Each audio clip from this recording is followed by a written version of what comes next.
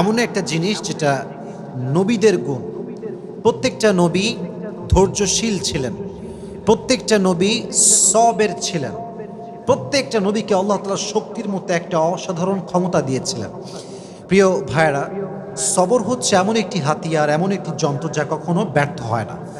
সবর এমন একটি যন্ত্র যা কখনো বৃথা যায় না, এবং সবরকে আল্লাহ তাআলা এমন একটি তীর বানিয়েছেন যা কখনো লক্ষ্যভ্রষ্ট হয় না, এবং সবরকে আল্লাহ তাআলা এমন একটি দুর্গ বানিয়েছেন যা কখনো ধ্বংস হয় না।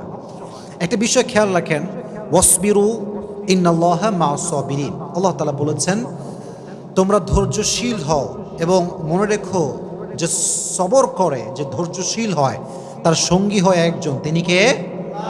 আল্লাহ তার সঙ্গী হয়। এখন প্রশ্ন হচ্ছে যে সবর, ওয়াই সবর ইজ মোস্ট ইম্পর্ট্যান্ট? সবরটা গুরুত্বপূর্ণ কেন? আমার চোখে চোখ রাখেন, আমি একটু বোঝাবার ট্রাই করি যে সবরটা গুরুত্বপূর্ণ কেন। আচ্ছা, একটু ফিল করেন যে আমাদের জীবনে একটা বিপদ আসছে। হয় আমার বাবা মারা গিয়েছে, আমার জব আমি লস করে ফেলেছি, জব হারায় গেছে, অথবা আমার কোনো ইনজুরি হয়েছে, কোথাও আঘাত লেগেছে। আচ্ছা বলেন তো, এই সমস্ত প্রত্যেকটা ড্যাঞ্জারে আমার দিকে তাকান, ধৈর্য ছাড়া কোনো গতি কি আছে? কোনো গতি নাই। There is no alternative way of সবর। সবরের কোনো প্রকার কোনো বিকল্প রাস্তা নেই। সবর হচ্ছে মুমিনের জীবনের সফলতার সবচেয়ে বড় হাতিয়ার। তবে আমি আজকে আলোচনাটা একটু লম্বা করব, এই জন্য সবর এটা মেয়েদের জন্য জরুরি, ছেলেদের জন্য জরুরি, সবার জন্য জরুরি। কারণ পরীক্ষা শুধুমাত্র ছেলেদের জীবনেই আসে না, মেয়েদের জীবনেও পরীক্ষা আসে না নাই? একজন মেয়ে যে বিয়ে করেছে, আব্বা আম্মার ঘর সংসার সব ছেড়ে আসছে, এসে দেখছে যার জন্য সব ছেড়ে আসছে সে তার মতো না, স্বামী খারাপ। এরকম মাঝে মাঝে হয় না? তো এই যে মেয়েটার শ্বশুর বাড়ি খারাপ, শাশুড়ি খারাপ, স্বামী খারাপ, তার জীবনেও সবরের দরকার আছে না নাই? আরেকজন মেয়েকে না আপনি ভাবেন, যে মেয়েটা বিয়ে করেছে, জাস্ট মনে করেন 1 মাস হয়েছে, 1 মাস পরেই তার স্বামী মারা গিয়েছে, বিধবা হয়ে গিয়েছে। এই মেয়েটার জীবনও সবরের দরকার আছে না নাই? তার মানে লাইফের একটু গভীরভাবে ভাবলে বুঝবেন যে লাইফের প্রত্যেকটা স্টেপে স্টেপে ধৈর্যের বিকল্প কোনো রাস্তা হতে পারে। You must have to be patient. In every kind of situation, you must have to be patient. যতটা কষ্ট আসুক না কেন, ধৈর্য আমরা হারাবো না। রাজি আছেন তো ইনশাআল্লাহ? আচ্ছা, আমি কোরআন থেকে কিছু এক্সাম্পল দিব ধৈর্য কাকে বলে, নবীদের ধৈর্য কেমন ছিল, এবং আমি হাদিস থেকেও কিছু এক্সাম্পল দিব যে কিভাবে আমরা ধৈর্যশীল হতে পারি। এবং মহিয়সী নারী যারা ছিল, যেমন আম্মা জান আয়েশা রাদিয়াল্লাহু তাআলা আনহা, এবং নবীজির ফার্স্ট ওয়াইফ যিনি ডিভোর্সি ছিলেন, তিনি হচ্ছেন খাদিজাতুল কুবরা রাদিয়াল্লাহু তাআলা আনহা, যাকে নবীজি বিয়ে করেছিলেন কত বছর বয়সে বলতে পারবেন? 40 বছর। কত বছর? তার জীবন থেকে আমরা সবরের শিক্ষা কেমন করে নিতে পারি? আয়েশা রাদিয়াল্লাহু তাআলা আনহার জীবন থেকে আমরা সবরের শিক্ষা কেমন করে নিতে পারি? আমরা এখান থেকে শিক্ষা গ্রহণ করার ট্রাই করবো। সকলে বলেন ইনশাআল্লাহ। আচ্ছা, ফর এন এক্সাম্পল, মনে করেন কেউ আপনাকে অপবাদ দিয়েছে, আপনি কাজটা করেন নাই, আপনি এই ক্রাইমটা করেন নাই, তাও মানুষ আপনাকে ব্লেম করছে। আপনার কোনো হারাম অ্যাফেয়ার নাই, মানুষ আপনাকে ব্লেম করছে যে আপনার একটা হারাম অ্যাফেয়ার আছে। এটাকে আমরা বাংলাতে বলি অপবাদ। আমরা বলি কি? অপবাদ বা তহমত। আমি যেটা করি না সেটা মানুষ আমাকে মনে করে এবং আমাকে ব্লেম করে, এটার নাম হচ্ছে অপবাদ। আমি জাস্ট ছোট্ট একটা হাদিস বলবো। আগে প্রশ্ন করি, নবীজির একজন কুমারী স্ত্রী ছিলেন, যেই একমাত্র স্ত্রী কখনো বিয়ে করেন নাই, তার ডিভোর্স হয়নি, তার স্বামী মারা যায়নি। তার নামটা কি প্রিয় ভাইয়েরা? আয়েশা রাদিয়াল্লাহু তাআলা আনহা। ছোট্ট একটা হাদিস শেয়ার করছি।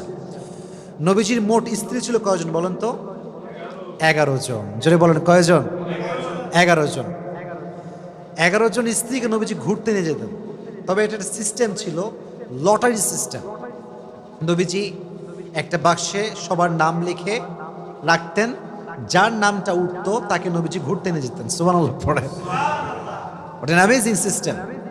যার নাম উঠতো তাকে নবীজি নিয়ে ঘুরতে যেতাম।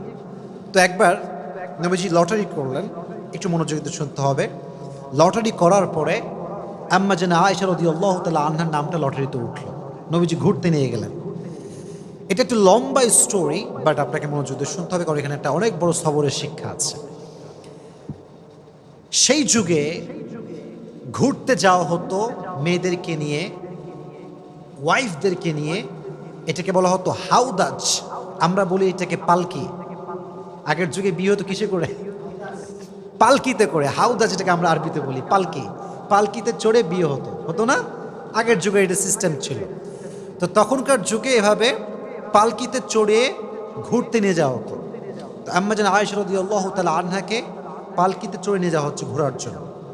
তো যখন কাম ব্যাক করবে বাসার দিকে, এক্স্যাক্টলি ওই সময় এসে আম্মা জান আয়েশা রাদিয়াল্লাহু তাআলা আনহার প্রকৃতির চাপে তিনি প্রকৃতির ডাকে সাড়া দেওয়ার জন্য বের হন, মানে পালকি থেকে নামেন। যেটা হয় সেটা হচ্ছে পালকি থেকে নামার পরে উনি একটু দূরে যান প্রকৃতির ডাকে সাড়া দেওয়ার জন্য। এখন মজার বিষয় হচ্ছে আম্মা জান আয়েশা রাদিয়াল্লাহু তাআলা আনহা ছিলেন, she was slim, she was not fat. উনি খুব চিকন ছিলেন, মোটা ছিলেন না, চিকন ছিলেন। চিকন মানুষ কোথাও উঠলেও বোঝা যায় না, নামলেও বোঝা যায় না, কারণ সে স্লিম বডি বিলং করে। মোটারা কোথাও উঠলে দেখবেন মাঝে মাঝে মোটারা রিকশায় উঠলে রিকশার জায়গায় থাকে না বসা। তো এটা হচ্ছে বডির ডিফারেন্স।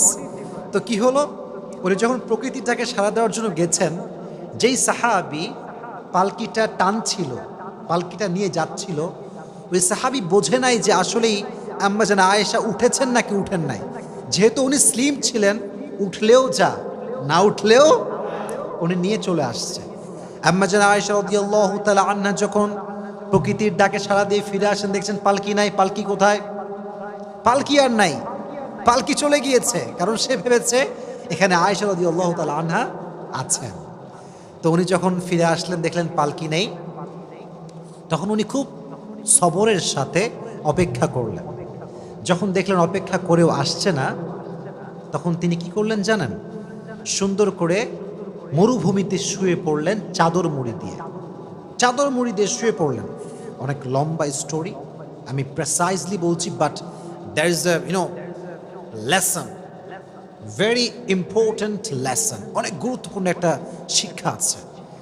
তো যখন নবীজি দেখলেন যে আয়েশা নেই রাদিয়াল্লাহু তাআলা আনহা, উনি একজন সাহাবীকে লস্ট অ্যান্ড ফাউন্ডের দায়িত্ব দিয়েছিলেন, যে কে হারাচ্ছে, কে সফরে আছে, কে নেই, এটা খোঁজাখুঁজির জন্য। যেমন যদি আপনারা কখনো পিকনিকে যান, দেখবেন যে একজন লোক থাকে যে মাইক নিয়ে ডাকে অমুকে আসছে কিনা, অমুকে বাসে উঠেছে কিনা। এরকম পিকনিকে হয় কি হয় না? হয়। ডাকে, কোথায় কে আছো, কে মিসিং আছো, বের হয়ে আসো। তো যেই সাহাবীকে নবীজি দায়িত্ব দিয়েছিলেন তার নাম হচ্ছে আব্দুল্লাহ ইবনে মুআত্তাল। আব্দুল্লাহ ইবনে মুআত্তাল রাদিয়াল্লাহু তাআলা আনহু। উনি এবার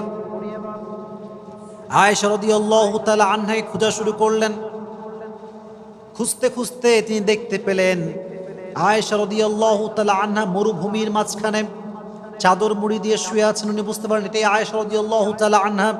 উনি ডাকলেন না, গিয়ে কথা বললেন না, চুপচাপ দাঁড়িয়ে থাকলেন। যখন আয়েশা টের পেল যে এখানে কেউ এসেছে আমাকে নেওয়ার জন্য, উনি চলে আসলেন। এবার তাকে নিয়ে সে ফিরে আসলো নবীজির কাছে। কিন্তু যেহেতু সফরে সবাই ফিরে গিয়েছে বাসাতে, আর সর্বশেষ আব্দুল্লাহ ইবনে মুআত্তাল আম্মা জান আয়েশাকে নিয়ে ফিরে এসেছেন, মুনাফিকদের সর্দার আব্দুল্লাহ ইবনে সালুল সুযোগ পেয়ে গেল। কি সুযোগ? এবার সে ব্লেম শুরু করলো যে আয়েশার সঙ্গে এই সাহাবীর একটা জেনার সম্পর্ক আছে। সকলে বলেন নাউজুবিল্লাহ। পৃথিবীর সবচাইতে সতীত্ববান নারীর উপরে জেনার ব্লেম, কত বড় মারাত্মক জঘন্য অপরাধের ব্লেম। আপনি চিন্তা করতে পারেন কার ব্যাপারে? আপনার ব্যাপারে নয়, আমার ব্যাপারে নয়, সবচেয়ে সতীত্ববান নারী আয়েশা রাদিয়াল্লাহু তাআলা আনহার ব্যাপারে ব্লেম করা হলো যে সে এই সাহাবীর সঙ্গে ওই মরুভূমি থেকে আসার সময় খারাপ কাজ করেছে, অন্যায় করেছে, জেনা করেছে। কিন্তু বিষয়টা আয়েশা জানতেন না যে আমার বিষয়ে এই ব্লেমটা করা হয়েছে। কিন্তু উনি ফিল করলেন যে প্রিয় নবীজি আমাকে আগে যেমন আদর করতেন এখন আর তেমন আদর করেন না, আগে যেমন ভালোবাসতেন এখন তেমন আর ভালোবাসেন না। এটা তিনি ফিল করতে শুরু করেন, but she had no idea যে আমাকে এরকম একটা ব্লেম করা হয়েছে। তো একটা সময় গিয়ে আয়েশা রাদিয়াল্লাহু তাআলা আনহা বাবার বাসায় আসলেন। বাবার বাসায় যখন আসছে তখন আশেপাশের লোক বলতে শুরু করছে, আয়েশা তোমার নামে তো এরকম গুজব ছড়ানো হচ্ছে, তুমি নাকি অমুক সাহাবীর সঙ্গে এই সম্পর্ক করেছিলা সফর থেকে ফিরে আসার সময়। এটা শুনে আয়েশা রাদিয়াল্লাহু তাআলা আনহা just she was shocked and thunder.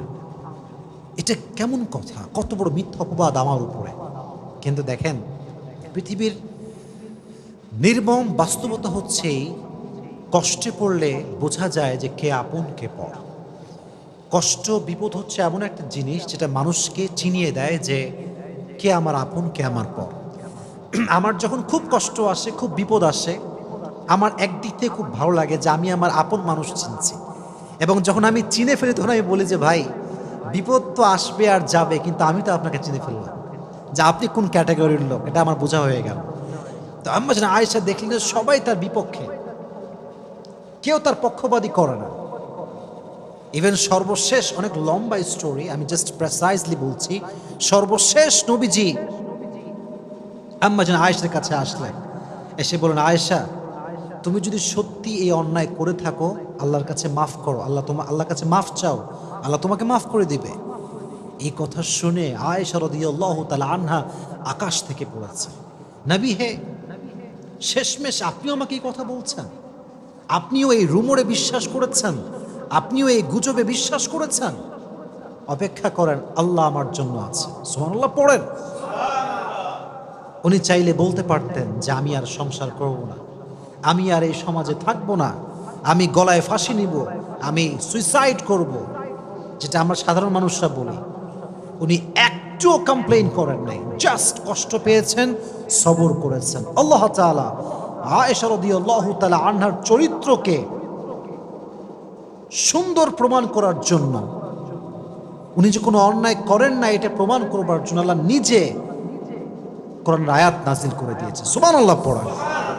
আল্লাহ নিজে আয়াত নাজিল করে ব্যাখ্যা দিয়েছেন যে আমার প্রিয় বান্দি আয়েশা কোনো অপরাধী নয়, সে কোনো জুলুম করে নাই, সে কোনো জেনা করে নাই, ব্যভিচার করে নাই।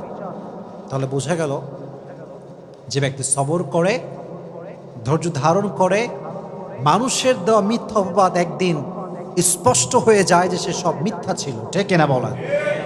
একসময় প্রমাণ হয়ে যায়। মনে রাখবেন, সময় এমন একটা জিনিস, সময় মানুষকে জবাব দেয়, সময় মানুষকে উত্তর দেয় যে সে মানুষটা আসলে কেমন।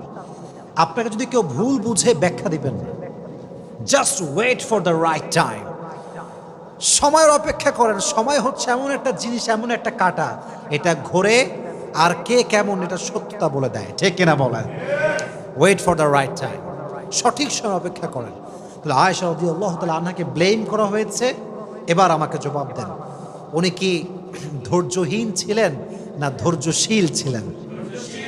She was patient in every kind of situation, she was patient, ধৈর্যশীল ছিলেন। ফলে কি হয়েছে? আল্লাহ নিজে আয়াত নাজিল করেছেন কার ব্যাপারে?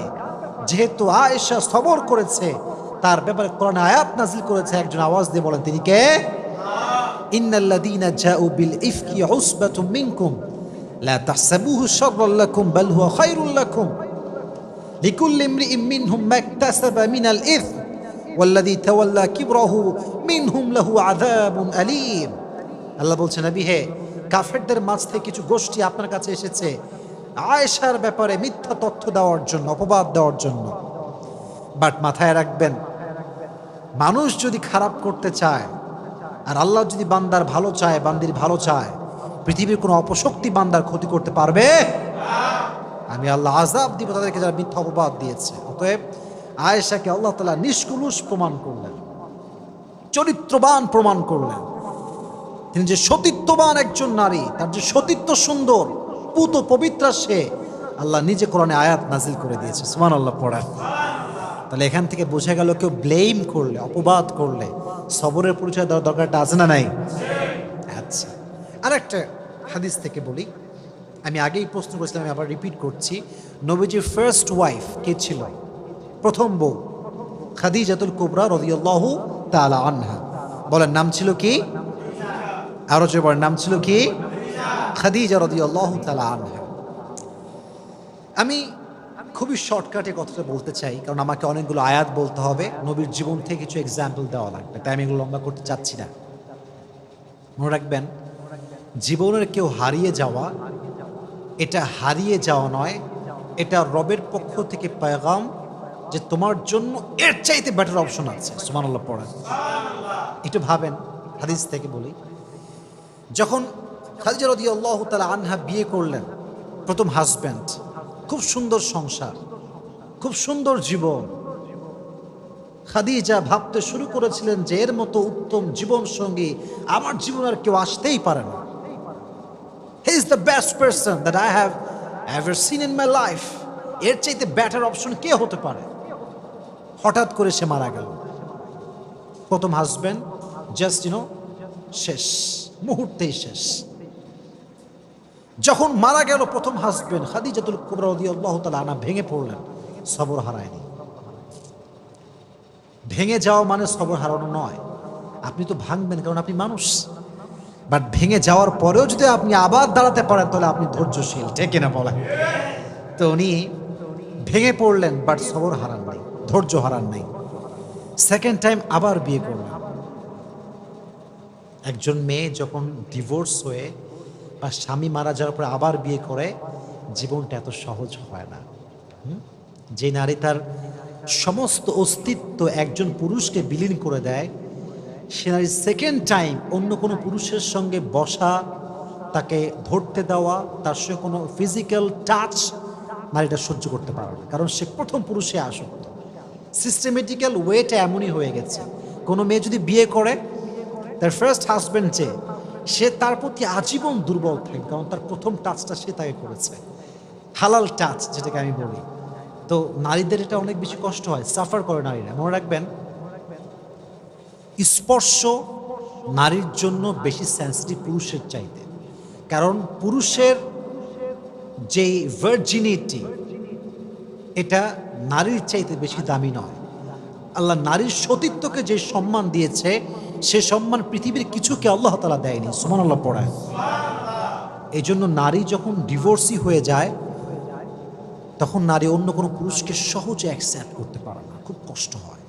ওই প্রথম স্মৃতিগুলো বারবার চোখের সামনে ভেসে ওঠে। কথা ঠিক কিনা বলেন? তো ফার্স্ট বিয়ে, স্বামী মারা গেছে। সেকেন্ড টাইম খাদিজার আব্বাজান অনেক বড়, he was the biggest business magnate, অনেক বড় ব্যবসায়ী ছিলেন। বুঝিয়ে শুনিয়ে সুন্দর একজন যুবকের সঙ্গে আবার বিয়ে দেন, এবং এই সংসারটা একটু লম্বা হয়, এবং সেখানে বাচ্চাও আসে, ছেলে সন্তান হয়। সুবহানাল্লাহ পড়া। বিয়ের পরে স্বামীর ভালোবাসা একটা আদর, এটা একটা ভালোবাসার পয়েন্ট। আবার যদি সেই স্বামীর ঘরে সন্তান আসে, ওখানে আরো ভালোবাসা আছে না নাই? আবার মারা গেল, সেকেন্ড স্বামীও মারা গেল। এইভাবে যখন স্বামী মরতে শুরু করেছে, খাদিজা রাদিয়াল্লাহু তাআলা আনহা ফাইনালি ডিসাইড করলেন যে I will never ever get married again, এটাই লাস্ট, আর বিয়ে করব না। জীবনে যাই হোক আমি সবর করব এবং আমি স্থির থাকবো, আমি আর বিয়ে করব না। তিনি ভেবেছিলেন ফার্স্ট অপশনের চাইতে সেকেন্ড অপশন বেটার হবে না। আবার যখন সেকেন্ড জনকে পেয়ে গিয়েছেন, তিনি যখন মারা গিয়েছেন, ভেবেছেন যে পৃথিবীতে আর কোনো এর চাইতে ভালো হতে পারে না। কিন্তু কেউ না জানলেও সত্য জানে একজন, তিনি কে? ধৈর্যশীল ছিলেন, সবর করেছেন, নিয়ত করেছেন বিয়ে করব না, বাট সবর ছিল কি ছিল না? রেজাল্ট কি হয়েছে? রেজাল্ট দেখেন। ব্যবসা করেছেন, গরিব মানুষদেরকে সহযোগিতা করেছেন, নিজেকে কাজে ব্যস্ত রেখেছেন, বিজনেস সামলেছেন।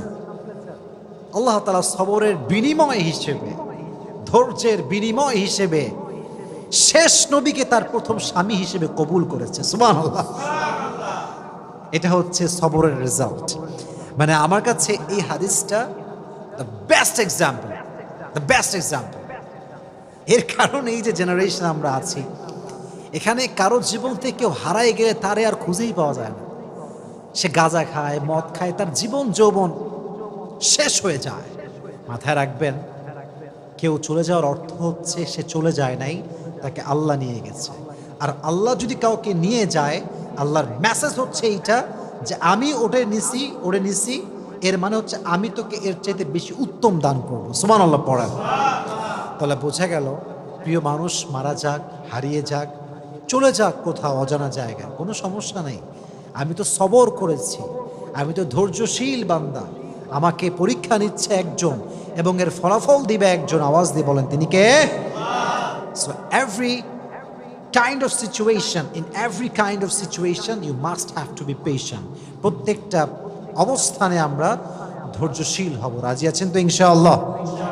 আল্লাহ সবাইকে ধৈর্যশীল হওয়ার তৌফিক দান করুন। সকলে পড়া আমিন। এবার আসেন কিছু নবীদের এক্সাম্পল দেই যারা ধৈর্যের পরিচয় দিয়েছেন। আমি একটু পরীক্ষা করি আপনাদের সবাইকে, দেখি আপনারা কতটুকু ক্যাচ করতে পারেন, গ্যাস করতে পারেন। একজন নবী ছিলেন যে নবীর পুরো শরীরে পোকা ধরে গিয়েছিল, পুরো শরীরটা পোকা খেয়ে শেষ করতে যাচ্ছিল। নবীর নামটা কি ছিল? আইয়ুব আলাইহিস সালাতু ওয়াস সালাম। দীর্ঘ 12 বছর পোকা তার শরীরে ভর করেছিল। আমাদের একটু অসুখ হইলে আমরা বলি যে আয় রে মানুষ, আল্লাহ মনে হয় আর মানুষ পায় না, আমি একাই মনে হয় দুনিয়াতে, পৃথিবীতে মনে হয় আর কোনো মানুষই নাই, আল্লাহ খালি আমারই পায়, আমি কি দুনিয়াতে একা, আর কেউ কি নাই? 12 বছর সহ্য করেছে। পোকা উঠতে উঠতে যখন জিহবায় এসেছে, তখন আইয়ুব মুখ খুলেছে। ওয়াইয়ুবা ইয নাদা রাব্বাহু আন্নী মাসানিয়াল দুররু ওয়া আনতা আরহামুর রাহিমিন। দোয়া করার একটা সিস্টেম আছে। আমি জুমার লেকচারে বলেছিলাম, দোয়ার একটা কোয়ালিটি আছে, চাওয়ার মাঝে একটা গুণ আছে। দেখেন, উনি বলেন নাই যে আল্লাহ তুমি আমাকে এই রোগ কেন দিলা, ঠিক করে দাও, বলেন নাই। আন্নী মাসানিয়াল দুররু ওয়া আনতা আরহামুর রাহিমিন। আল্লাহ আমি তো বিপদে আছি, তুমি তো রহমান। কথার ভাঁজ দেখেন। আমি আমার আব্বাকে বলছি, আব্বা আমি সকাল থেকে খাই নাই, খাবার কিন্তু চাই নাই, আমি না খেয়েছি আর তুমি আমার আব্বা, এটা বললেই না, আব্বা বুঝে যাবে যে আমার ছেলের এখন খাবার দরকার। আইয়ুব আলাইহিস সালাতু ওয়াস সালাম হি নেভার কমপ্লেইনড। উনি বলেছেন, আল্লাহ আমি কষ্টের ভেতরে আছি আর তুমি তো রহমান, আর রহমান তো কারো কষ্ট সহ্য করতে পারে। কখন বলেছেন? যখন এই পোকা উঠতে উঠতে তার জিহবায় চলে এসেছে। আল্লাহকে বলছে, আল্লাহ পুরো শরীরটা আমার খেয়ে ফেলুক, কিন্তু যে জিহবা দিয়ে আমি তোমার জিকির করি সেটা যদি পোকা নষ্ট করে ফেলে, আমি তো তোমাকে আর ডাকতে পারবো না, তুমি আমাকে রহম করো, তুমি আমাকে রহম করো। এই সবর যে করেছে, আল্লাহ তাআলা ডাকার সঙ্গে সঙ্গে তার সমস্ত রোগকে ধূলিসাৎ করে তাকে আল্লাহ তাআলা শেফায়ে আজলা কামিলা দান করে দিয়েছে। সুবহানাল্লাহ। তাহলে বোঝা গেল, রোগ বালাই হচ্ছে ব্লেসিং, মার্সি, বারাকা ইন ইউর লাইফ। যদি মুমিনের কোথাও কোনো কাঁটাও ঢুকে যায়, এই যে আমরা কষ্ট পাই কাঁটা ঢুকলে, আল্লাহ কতটা দয়াময় দেখেন। কাঁটা ঢুকলেও আল্লাহ তাআলা বান্দার আমল নামার থেকে যে গুনাহ আছে এটাকে ঝরিয়ে দেয়। সুবহানাল্লাহ পড়েন। তাহলে বোঝা গেল, আজ থেকে অসুখ হলে আমরা ধৈর্য ধারণ করবো। রাজি আছেন তো ইনশাআল্লাহ? আর একটা এক্সাম্পল দেই সবরের। একজন নবী, আমি আবারও আপনাদেরকে প্রশ্নে ফেলছি, গ্যাস করতে হবে আপনাদের সবাইকে যে আমি কার নাম বলতে যাচ্ছি। একজন নবী যাকে মাছ খেয়ে ফেলেছিল, মাছের পেটে তিনি দীর্ঘদিন ছিলেন, তার নাম কি ছিল? ইউনুস। ইউনুস আলাইহিস সালাতু ওয়াস সালাম। নাম ছিল কি? ইউনুস আলাইহিস সালাতু ওয়াস সালাম। মাছের পেটে দীর্ঘদিন ছিলেন, আল্লাহর কাছে কমপ্লেন করেন না, অভিযোগ করেন নাই, ধৈর্যহীন হন নাই।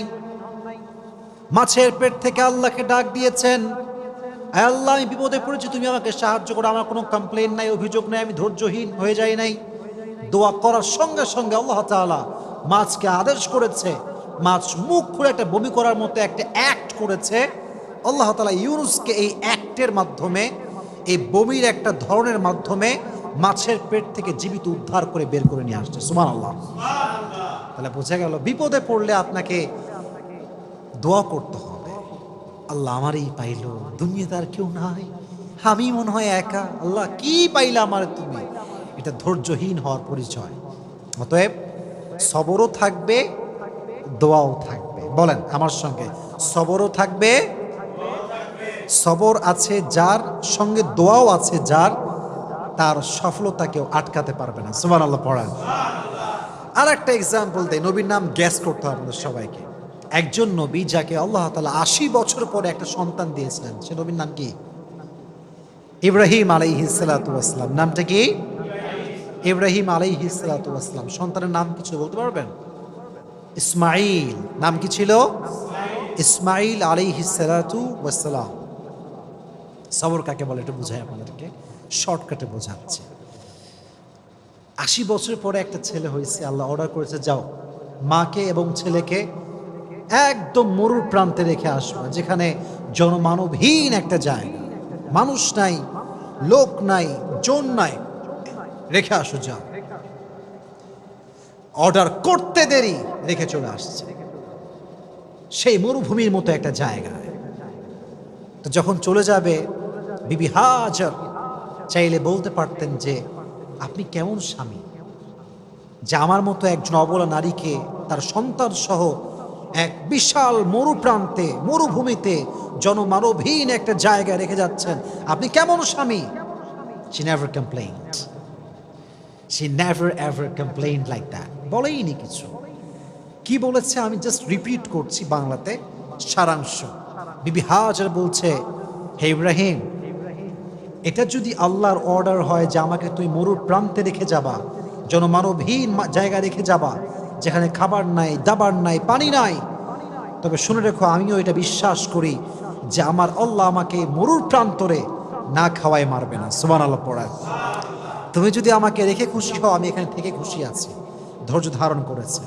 ফলে কি হয়েছে চিন্তা করেন, একটু ভেবে দেখেন, এই যে মক্কা, এত দাম কাবার, কাবার গিলাফের দাম, কাবার চত্বরে এত দাম, এই কাবার পাশে যিনি অবস্থান করেছিলেন, যে নারীর কারণে এত সম্মান, যে নারীর ছেলের কারণে জমজমের কুয়ার পানি আমরা পেয়েছি, তার নাম হচ্ছে বিবি হাজার। সুবহানাল্লাহ পড়েন।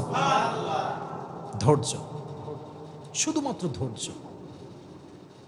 এবার আরেকটু বুঝাই, এত ধৈর্য, এত পরীক্ষা। আল্লাহ বলল, ইব্রাহিম যাও সন্তানের কাছে।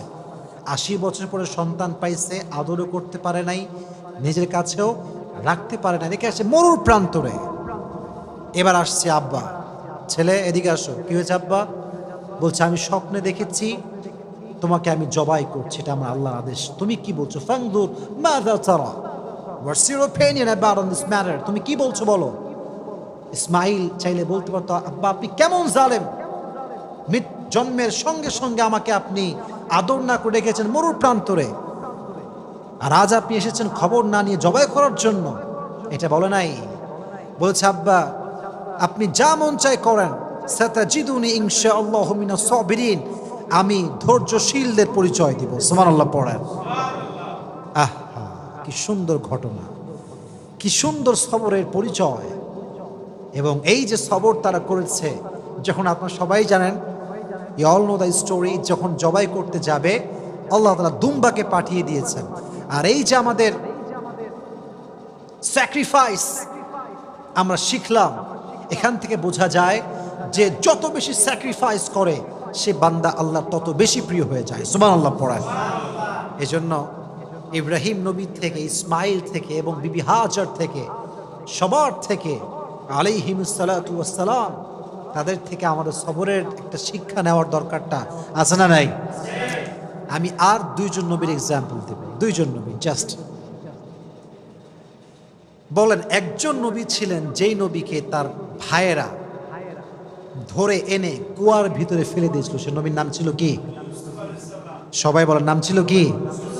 ইউসুফ আলাইহিস সালাতু ওয়াস সালাম। অনেক লম্বা কথা, আমি ওইটা বলবো না, আমি জাস্ট মূল লেসনটা বলবো। সাইয়েদনা ইউসুফ আলাইহিস সালাতু ওয়াস সালাম যখন যুবক, উঠতি বয়সী যুবক, বাচ্চা বাচ্চা ভাব, এখনো যুবক হয়ে পারে নাই, তার সবগুলো ভাই তাকে নিয়ে কুয়ায় ফেলছে শুধুমাত্র হিংসার কারণে। কিসের কারণে? হিংসা। কুয়ার ভেতরে ফেলে সাইয়েদনা ইউসুফ আলাইহিস সালাতু ওয়াস সালাম একটা জামা নিয়ে আসছে। তার বাবার নাম ছিল ইয়াকুব। ডাক দিয়ে বলছে, হে আমার বাবা। সব ছেলেরা আসছে, আব্বা জান দেখেন ইউসুফকে বাঘে খেয়ে ফেলেছে, আর এই হচ্ছে ইউসুফের জামা। যদি আমার সন্তান আমার থেকে হারিয়ে যায়, আমি তো অস্থির হয়ে যাব, দৌড়াবো চতুর্দিকে, কত অভিযোগ করব আমি, কত নাশুকরি করব আমি আল্লাহর কাছে। ইয়াকুব আলাইহিস সালাতু ওয়াস সালাম শুধু একটা ওয়ার্ড বললেন, ফাসবরুন জামিল। উনি বললেন, আমার জন্য ধৈর্যই সবচেয়ে উত্তম হাতিয়ার। সুবহানাল্লাহ পড়েন। আমার কাছে ধৈর্যই সবচেয়ে উত্তম হাতিয়ার। এই যে কথা তিনি বলেন, আল্লাহ তার প্রতিদান দিয়েছে। কিভাবে?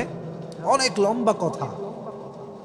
এই যে কুয়াতে ফেলা হলো ইউসুফকে ধ্বংস করার জন্য, এই কুয়াতে ইংরেজিতে বলা হয় কুয়াকে ট্যানেল। এটাকে বলা হয় কি? ট্যানেল। কুয়াকে বলা হয় ট্যানেল। এই কুয়াটা শুধুমাত্র কুয়া নয়, এই কুয়াটা হচ্ছে সাইয়েদনা ইউসুফকে সাধারণ ঘর থেকে নিয়ে এসে রাজ সিংহাসনে বসাবার কুয়া। সুবহানাল্লাহ পড়া। লম্বা কথা, আমি অত কথা বলতে চাই না।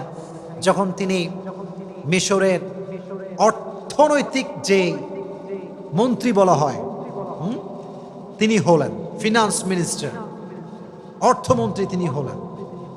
তো যখন কেনানে অভাব দেখা দিল, তার সব ভাইগুলো ইউসুফের কাছে আসছে সাধারণ মানুষ হয়ে সাহায্য নেওয়ার জন্য। তো অনেক লম্বা কথা, যখন তারা আসছে অনেক কথাবার্তার পরে তারা বুঝতে পেরেছে যে এটা হচ্ছে ইউসুফ। এর নাম কি? ইউসুফ। তো ইউসুফ আলাইহিস সালাতু ওয়াস সালাম বলেন, যাও, তোমাদেরকে আমি মাফ করে দিলাম, এবং মাথায় রেখো, ইন্নাহু মাইয়াত্তাকি ওয়া ইয়াসবির ফাইন্নাল্লাহা লা ইউযিউ আজরাল মুহসিনিন। নিঃসন্দেহে যারা আল্লাহকে ভয় করে এবং ধৈর্যশীল হয়, তাদের বিনিময়কে আল্লাহ তাআলা কখনো নষ্ট করে দেয় না। সুবহানাল্লাহ। এবার তিনি সৈন্য নিয়ে, উট নিয়ে, ঘোড়া নিয়ে, ভাইকে নিয়ে ঘোড়ার পিঠে উঠে জাঁকজমকভাবে সবাইকে নিয়ে এসে তার বাবার সঙ্গে, যিনি বলেছিলেন ফাসবরুন জামিল, আমার জন্য ধৈর্যই সবচেয়ে বেশি শ্রেয়, সবচেয়ে বেশি সেরা, এই ধৈর্যের বিনিময়ে আল্লাহ তাআলা ইয়াকুবকে, সাইয়েদনা ইয়াকুবকে তার সন্তান ইউসুফ ফিরিয়ে দিয়েছে। সুবহানাল্লাহ পড়েন। তাহলে ইউসুফ আলাইহিস সালাতু ওয়াস সালামের জীবন থেকে আমরা শিক্ষা পেলাম এটা, যে সবর ছাড়া জীবনে কোনো গতি হতে পারে। সাইয়েদনা ইয়াকুব আলাইহিস সালাতু ওয়াস সালামের জীবন থেকে আমরা এটা বুঝলাম, সবর ছাড়া জীবনে কোনো গতি হতে পারে। এবার আসেন সর্বশেষ এক্সাম্পল। পৃথিবীতে ধৈর্যের প্রতীক ছিলেন একজন মানুষ, যার উপরে ধৈর্যশীল মানুষ জীবনে আর কেউ আসে নাই, পৃথিবীতে আর কেউ আসে নাই। He was out of any kind of comparison. তিনি ছিলেন সবচেয়ে ধৈর্যশীল। ধৈর্যের ক্ষেত্রে তার কোনো তুলনা হয় না, কোনো কম্পেয়ার হয় না। তিনি হচ্ছেন সাইয়্যিদুল কাউনাইন, সাইয়্যিদুল মুরসালিন, বিশ্ব মানবতার মুক্তির দূত নবী মুহাম্মদুর রাসূলুল্লাহ সাল্লাল্লাহু আলাইহি ওয়াসাল্লাম। ধৈর্যের প্রতীক, ধৈর্যের প্রতীক ছিলেন তিনি। মারাত্মক লেভেলের ধৈর্য ছিল তার। তার ধৈর্য যে কত বেশি আপনি চিন্তা করতে পারবেন না। একজন মানুষ যার এই ছোট্ট বয়সে সে তার মাকে হারিয়েছে, যখন সে পৃথিবীতে আসে নাই তার আগে তার বাবাকে হারিয়েছে, বড় হয়ে চাচাকে পেয়েছে, চাচা মারা গিয়েছে, দাদাকে পেয়েছে, দাদা মারা গিয়েছে, মাথার উপরে বট বৃক্ষ ছিল তার স্ত্রী খাদিজা, সেও মারা গিয়েছে। একটা মানুষ আর কত হারাতে পারে?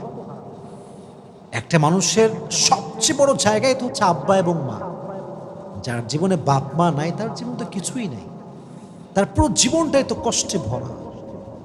নবীজি জন্মের আগে চলে গিয়েছে বাবা, জন্মের পরে চলে গিয়েছে মা, চাচা হারায় গেছে, দাদা হারায় গেছে, বিয়ে করেছে নিজের স্ত্রী খাদিজা, যে সমস্ত সম্পত্তি নবীর পায়ের সামনে বিলীন করে দিয়েছে ইসলামের জন্য, সেও মারা গিয়েছে। নবী কখনো আল্লাহর কাছে অভিযোগ করেন না যে আল্লাহ আমি তো তোমার নবী, তুমি তো আমার আল্লাহ, তুমি আমায় কেন কষ্ট দিচ্ছ? নবীজি কমপ্লেন করেন নাই, সবরের পরিচয় দিয়েছে। He was patient in every kind of situation. কখনো কমপ্লেন করেন না, অভিযোগ করেন নাই, প্রতিটা মুহূর্তে ধৈর্যশীল ছিলেন তিনি। তায়েফের ময়দানে যখন নবীজি দাওয়াত দেওয়ার জন্য গেলেন কাফেরদেরকে, সবাই আপনারা ঘটনা জানেন, তা দাওয়াত অ্যাকসেপ্ট করলো না। নবীজি প্রায় কয়েকশো কিলোমিটার রাস্তা পাড়ি দিয়ে আসছেন, ক্লান্ত মানুষ। উনি বললেন, তায়েফবাসী শোনো, তোমরা যেহেতু আমার দাওয়াত গ্রহণ করলে না, তোমাদের কাছে আমার অনুরোধ, তোমরা মক্কায় খবরটা ছড়িয়ে দিও না। যদি মক্কার কাফেররা জানতে পারে তাহলে আমাকে জুলুম করবে। কাফেররা কে কার কথা শোনে। নবীজি বের হওয়ার আগে কাফেররা মক্কায় খবর পৌঁছে দিল যে মুহাম্মদ মক্কার থেকে এখানে তায়েফের জমিনে দাওয়াত দেওয়ার জন্য আসছে, আমাদেরকে কবুল করে নাই দাওয়াত। সব তায়েফের দুষ্টু ছেলে পেলে বাচ্চাদেরকে নবীজির পেছনে লেলিয়ে দিয়েছে, যাও তোমরা মুহাম্মদকে পাথরের আঘাত করো,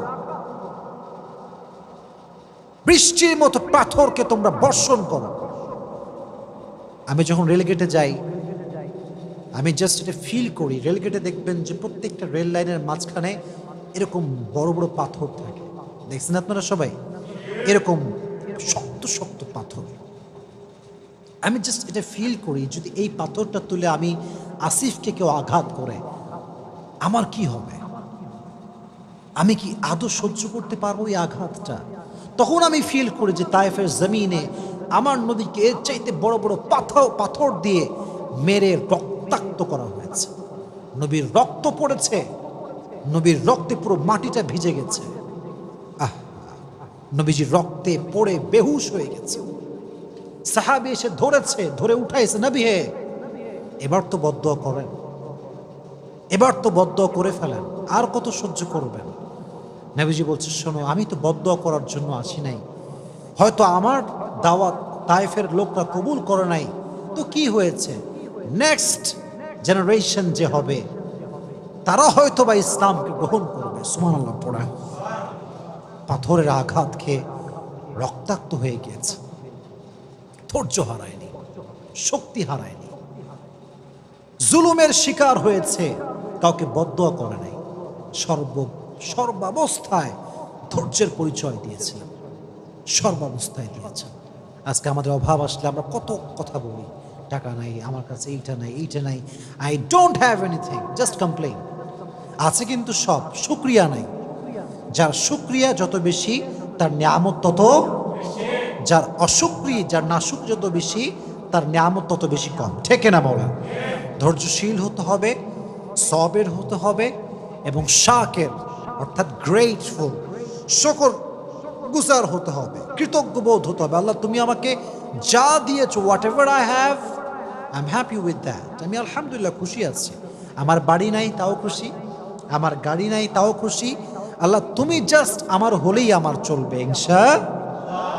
তাহলে বোঝা গেল প্রত্যেকটা নবীর থেকে, যেমন আমরা শুনেছি আইয়ুব আলাইহিস সালাতু ওয়াস সালামের কথা, আমরা শুনেছি ইউনুস আলাইহিস সালাতু ওয়াস সালামের কথা, আমরা শুনেছি ইব্রাহিম আলাইহিস সালাতু ওয়াস সালামের কথা, আমরা শুনেছি ইয়াকুব আলাইহিস সালাতু ওয়াস সালামের কথা, আমরা শুনেছি ইসমাঈল আলাইহিস সালাতু ওয়াস সালামের কথা, আমরা শুনেছি ইউসুফ আলাইহিস সালাতু ওয়াস সালামের কথা, আমরা শুনেছি নবীর কথা, শেষ নবীর কথা।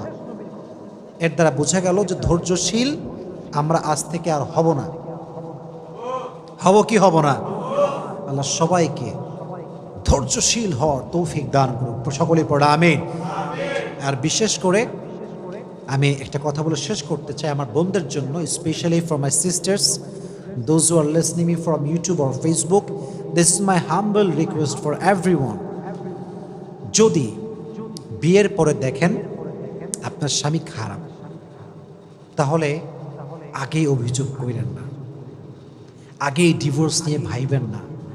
Divorce is just far away, बहुत दूर की बात है। पहले ट्राई करो, पहले कन्विंस करो, पहले एडजस्ट करो, फिर उसके बारे में सोचना। আমরা আগেই ডিভোর্স দিয়ে ভাবি যে তালাক দিলেই মনে সমাধান। না, কে বলছে আপনার সমাধান? আপনি মনে করতেছেন আমার বোন যেই স্বামী বাদ দিলে আরেকটা স্বামী খুব ভালো হবে, কে বলছে আপনার? গ্যারান্টি আছে আপনার কাছে? ছেলেরা প্রথমে খুব ভালো মনে হয় দেখলে, ফেরেশতা কনফার্ম জান্নাতি লেভেলের একটা, পরে গিয়ে যে কি বদমাইশ হয় এটা আপনি কল্পনা করতে পারবেন না। এই জন্য যেই স্বামী আপনার কাছে আছে ওকে একটু কনভিন্স করেন, ওর সঙ্গে অ্যাডজাস্ট করার ট্রাই করেন। You have to give your best, you have to try your best, you have to give the best effort. যতটুকু পারা যায় ট্রাই করেন বানানোর জন্য, ভালোবাসা দিয়ে, আদর দিয়ে, যত্ন দিয়ে, আব্বা আম্মাকে দিয়ে, মুরব্বিকে দিয়ে তাই কনভিন্স করেন। মাথায় রাখবেন, নারীর ডিভোর্স হয়ে গেলে তার সম্মান কমে যায়, তার স্ট্যাটাস লো হয়ে যায়। যতই আপনি ওয়াজ করেন, যতই আমি ওয়াজ করি, দিন শেষে সত্য সত্য, রিয়েলিটি ইজ রিয়েলিটি। এখানে কোনো প্রকার কোনো কথা চলবে না। এই জন্য বন্ধুকে বলবো, বোনেরা, যদি সাংসারিক জীবনে সুখী হতে চান, there is no alternative way of সবর। সবর যার আছে বেশি, তার সংসার তত টিকে বেশি। আমার সঙ্গে রিপিট করেন, রিপিট আফটার মি। যেই মেয়ের সবর যত বেশি, তার সংসার টিকে তত। আপনি দেখবেন অনেক সময় বিয়ের 2 দিন পরে ডিভোর্স, এরকম ঘটনা বাংলাদেশে আস না নাই? মানে বিয়ে করে গেল, জাস্ট শুনলাম 2 দিন পরে ডিভোর্স। ভাই, হোয়াট হ্যাপেন্ড? ডিভোর্স আপনার সঙ্গে হতে পারে, আমার সঙ্গেও হতে পারে।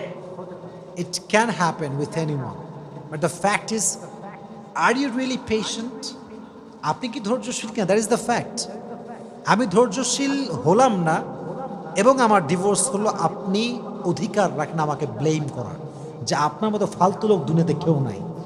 কিন্তু আমি যদি পেশেন্ট হই, আমি যদি আমার ওয়াইফের সঙ্গে অ্যাডজাস্ট করে চলি, সব কিছুর পরে যদি আমি ব্যর্থ হই, তাহলে আপনি আমাকে ব্লেম করতে পারবেন না। আর হ্যাঁ, সর্বশেষ কথা, যদি কোনো মেয়ে দেখে যে না, কোনোভাবেই অ্যাডজাস্ট হচ্ছে না, শ্বশুর ভালো না, শাশুড়ি ভালো না, স্বামী ভালো না, no one is good person in my family, কাউরে ভালো লাগে না আমার, কেউ আমাকে বোঝে না, আমি যদি এখানে আর একদিন থাকি আমার জীবনটা জাহান্নাম হয়ে যাবে, তখন কোরআন বলছে ঠিক আছে, বের হয়ে আসো। যেটা আমি আগেও বলেছি, বের হয়ে আসো, জীবনকে সুন্দর করো, তাকে তার মতো থাকতে দাও, তুমি তোমার মতো জীবনকে গুছিয়ে নাও।